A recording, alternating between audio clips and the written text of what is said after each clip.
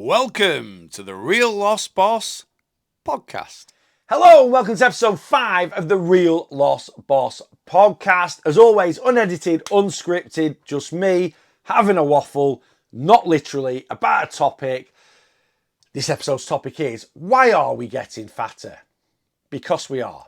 In 2023, 30% of the UK population, 24 million people, are classed as obese. What is obese? Basically, your current weight and the lifestyle you are living to be at that weight at some point in time is going to be very detrimental to your health. 30%. If we go back 30 years, 1993, it was 15%. So it's doubled in the last 30 years. If we go back 30 years from 1993, 1963, and this is the time when the first data started coming out about obesity, it's, in all honesty, a little bit hazy, but the figures from then are around about 2%. Let's take that figure. It's not very many people, is it? So in 1963, 2% of the UK population was obese. In 2023, 60 years later, it's 30%. It's an epidemic. So what's happened in the last 60 years for obesity to absolutely rocket? And I've done loads of thinking on this.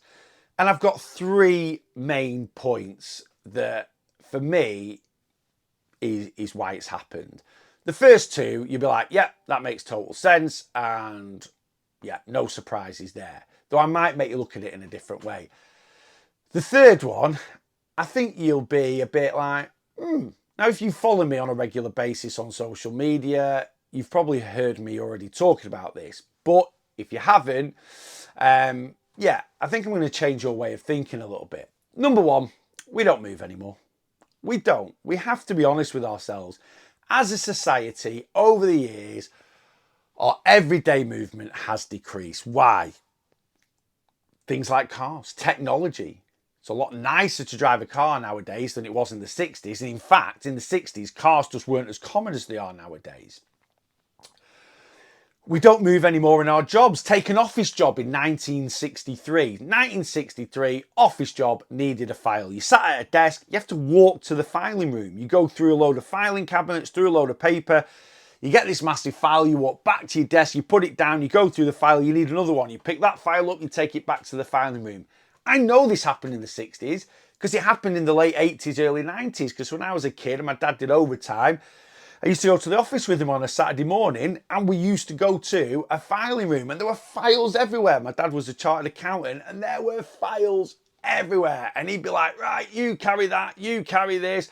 And I'd be walking back to his office with all this paperwork. That burns calories. We don't go shopping anymore. We got our flipping shopping delivered to our house.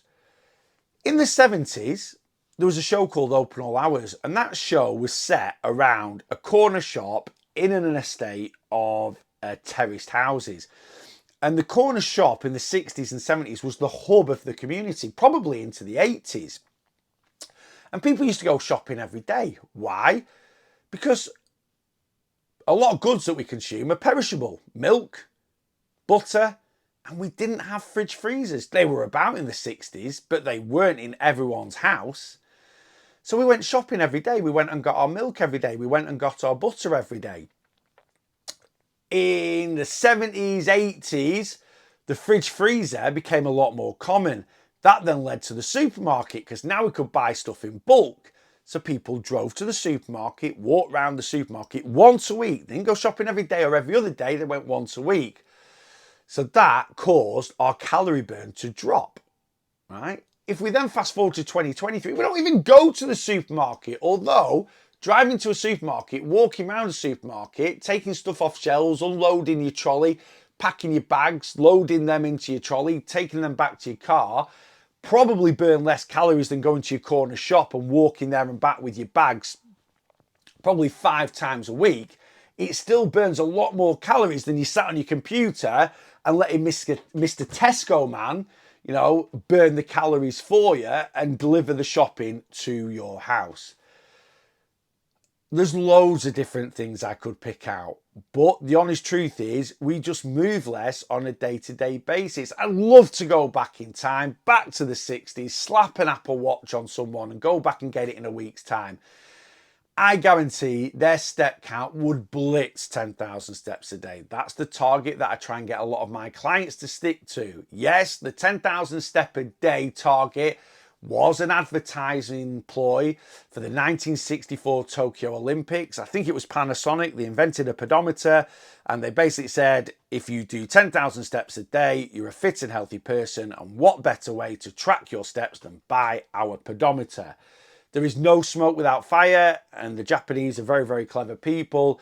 And 10,000 steps a day is a very good target for us to hit. And at the end of the day, it's 90 minutes a day of movement. 90 minutes for most people of putting your foot one in front of the other will equal 10,000 steps. And it's not about doing a 90-minute walk. It's about being active on a day-to-day basis. It's about walking your kids to school. It's about going to the supermarket. It's about walking the dog, cleaning the house.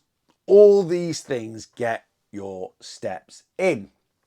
And we will just do a hell of a lot less than we did in the 60s. And we know that because in 2023, there are gyms everywhere. In the 60s, there will have hardly been any gyms because people got their exercise on a day-to-day basis from the amount they moved. Now we have to encourage people to move as much as they can. So now you've got studios doing classes, you've got transform hubs, physique hubs, gyms, they're just everywhere. Like literally within a 10-mile radius of my house, I bet there's 30 or 40 different facilities where I can go and exercise. So over the years, from the early 60s to 2023, our average movement will have dropped. With a drop in movement means a drop in calories. The less calories we burn on a day-to-day basis, the easier it's going to be to go into that calorie surplus, which is what adds our body fat. Food. We have much more access to higher calorie, highly palatable food in 2023. Just Eat, Deliveroo, Food Hub. In the 60s, if I wanted a takeaway, I had to walk, yes, walk to a chip shop, right? I'd get me fish and chips and I'd walk home. And in the grand scheme of things, a portion of what? Fish, chips and peas, 1,200 calories. Now I can get a 6,000 calorie takeaway delivered to my door and I don't even need to peel one single cheek of my bottom off the sofa. I get my phone up, I order it, I put a note on, "Hiya mate, is there any chance you can just bring it straight in for me?" And they'll do that, the delivery driver will do that because they want a tip from you. So you can get 6,000 calories whacked on your coffee table in 45 minutes and you don't even need to move. I've already touched on the fridge freezer. The fridge freezer made it a lot more convenient to shop, which dropped our calorie burn. It also increased our calorie intake. If you didn't have a fridge freezer in your house, you haven't got Ben and Jerry's in your house, you haven't got frozen pizza in your house, you haven't got frozen chips in your house, you haven't got frozen burgers in your house.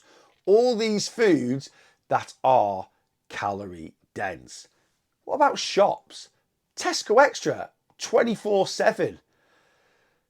You could be starving at 1 in the morning and you can go to Tesco and get as much food as you want.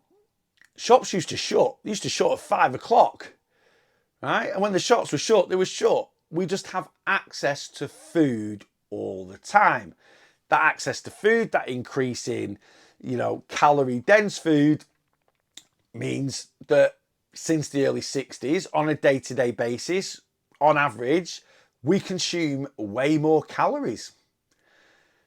So if from the 60s, our calorie burn has dropped and our calorie intake has increased, one outcome. We are now going to be, or more inclined to be, or it's going to be a lot easier to be in a calorie surplus, consuming more calories than we burn over a period of time. And if you do that, you are going to increase your body fat. And if you increase your body fat to a certain level, you are going to become obese. So the fact that we move less and we eat more is kind of obvious in a way. You might not have thought of it the way I've said it about office jobs, supermarkets, Just Eat, but that's the basis of it. And when a lot of people say how you should lose weight, you need to eat less and move more. It's kind of the opposite of what's happened over the last 60 years. Although those two things have contributed massively to the epidemic, the obesity epidemic, I think there's a third thing that's contributed the most. And that is mental health and the deterioration of mental health. Now, did people have mental health issues in the 60s? Of course they did. It would be naive to think that they didn't. But are our mental health issues a lot more serious in 2023? I think they are. I think mental health is the worst it's ever been. I think it's worse in 23 than it was in 2013. I think it was worse in 2013 than 2003. I just think over time, and that's why we talk about it so much, because I just feel it's getting worse and worse and worse. People that become obese, it's not because they've got poor portion control. It's not because they're a bit lazy. It's because they continue to eat, whether they're hungry or not. For whatever reason, they just keep over consuming food. And the main reason for that is poor mental health.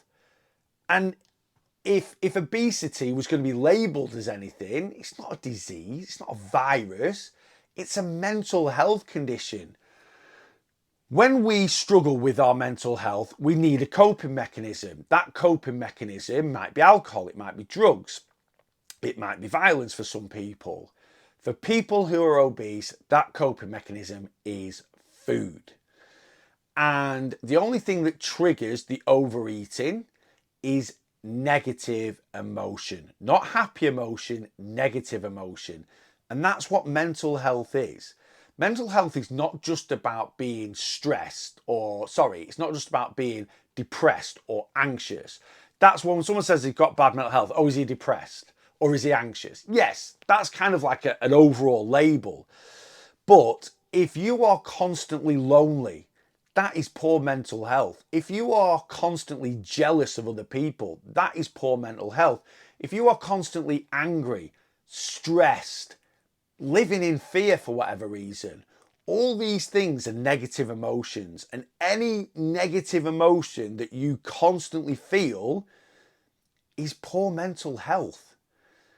And if you constantly have poor mental health and your coping mechanism is food, because for the split second it hits your lips or for the 10 minutes you're eating your meal, it makes you feel better, you are constantly going to be turning to food, and that is going to lead to you overeating your calories. Overeating calories gives you the chance of being obese. So one of the big things I did at the start of my weight loss journey was tackle my mental health. I've always suffered with depression. I was first diagnosed in 2019. Apologies, that's since I was 19, not 2019. And I've been on and off antidepressants all my life. But I took my last lot of antidepressants in January 2014 and I've not touched them since. And I truly believe I managed to lose. Yeah, I went with a totally different approach, an approach that I now coach to my clients that, I'm going to say this because it's my approach, is the best approach anyone will ever take when it comes to weight loss. And that was a massive factor for me having success. But that approach actually would have been irrelevant if I had not tackled my mental health. And yeah, I truly believe that I lost the weight I've lost and I've managed to maintain it for nearly 6 years and counting, because I have constantly worked on improving what is going on upstairs, what is going on in my mind. All the negative emotions that I constantly used to feel. So I was constantly lonely. I was constantly jealous. I was angry inside, angry at myself, angry at my parents, angry at life because of the size I got to. Life stressed me out because life's a lot harder. And like I say, mental health is just a lot worse than it was in the 60s. Why? Why is mental health a lot worse than it was in the 60s? I've not touched on that, and I should do. Because life is more complicated now. Life is harder now. All those emotions I've just said, loneliness, jealousy. Look at social media. Social media is amazing. It's an amazing thing that's come about. And if used in the right way, it's wonderful and it will change your life for the better. It's certainly changed mine because I now run an online business.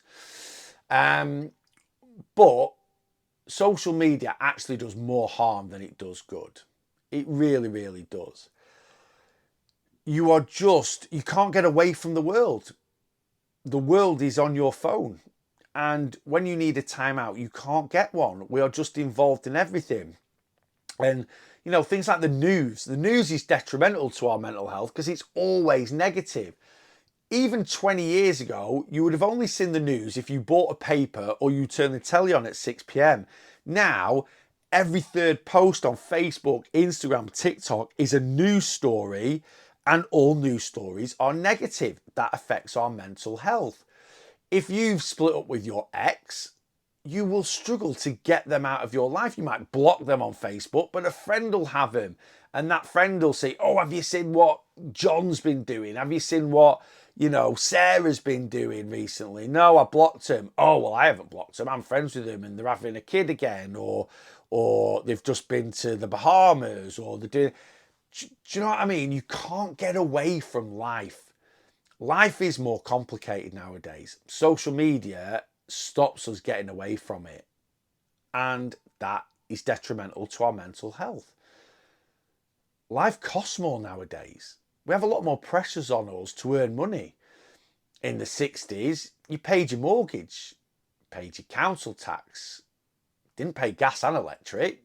Some people might not have even paid electric. You didn't have it. Nowadays, in 2023, going out of your account, you've got Sky TV, you've got your broadband, you've got your mobile phone, you've got your car payment, everything's on tick, you've got your sofa, you've got your new kitchen, you've got your mortgage, you've got your council tax.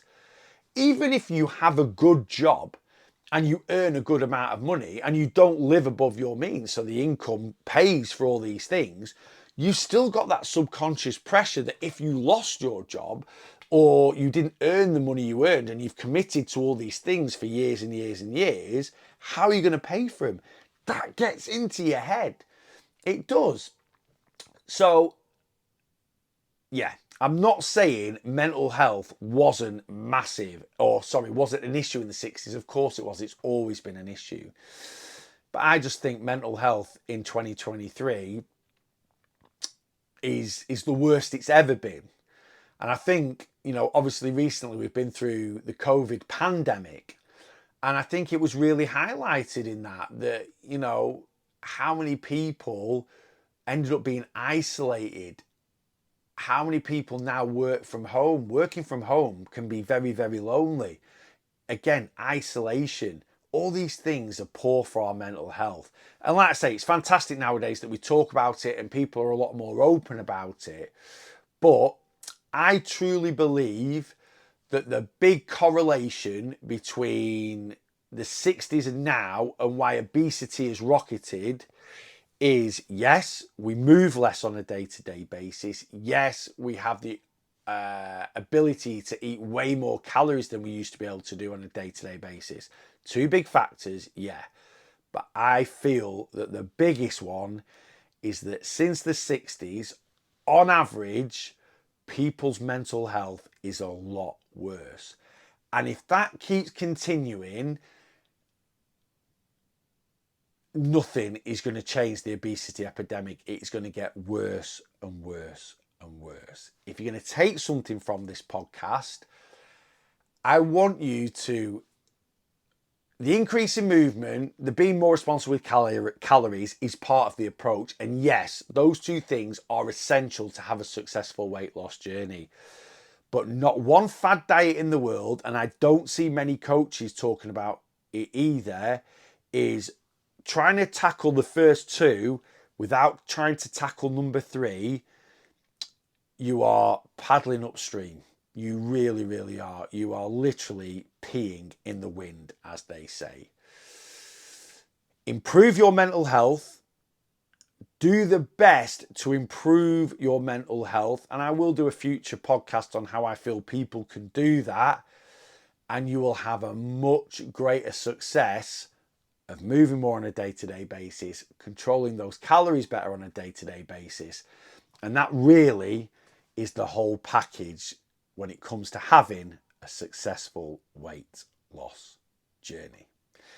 Guys, I hope you've enjoyed this podcast today. Whatever platform you're watching on, if you could give me a follow, a subscribe, a like, obviously if you do like it, any sort of comments is really, really appreciated. If you are struggling with your weight loss journey for whatever reason, please jump on board, either subscribe to my community or come on a one-to-one plan. The community is included in that, and I will help you boss your weight loss. And until the next podcast, as I always say, guys, go out there and boss your weight loss.